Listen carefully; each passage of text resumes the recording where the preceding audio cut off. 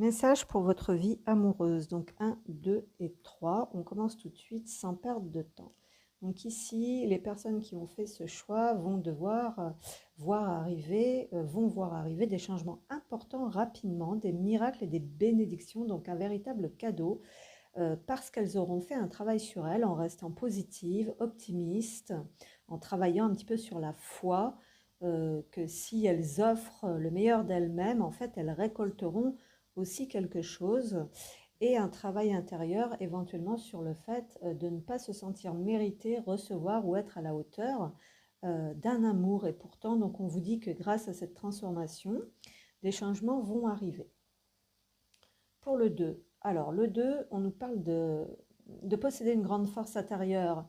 Cette force intérieure, vous allez devoir en prendre conscience parce que ici on nous parle de déception, de colère, d'une relation qui s'essouffle en cette fin d'année, donc quelque chose qui était construit va devoir peut-être se déconstruire. On nous parle d'une éventuelle séparation qui n'est pas facile hein, puisqu'elle vous demande beaucoup de force en fait.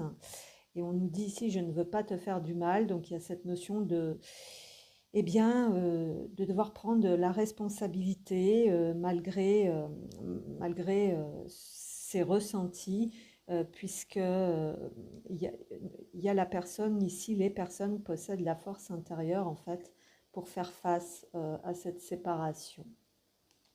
Sur la 3, donc sur la 3, on nous parle d'authenticité. Donc ici, on nous parle d'une désillusion sentimentale à venir. Alors, ça m'a l'air un petit peu compliqué ici parce qu'on parle de personnes qui ne sont pas forcément authentiques avec elles-mêmes, donc avec les autres, parce qu'elles n'arrivent pas à ressentir vraiment, en fait, comment elles se sentent au fond de leur tripes.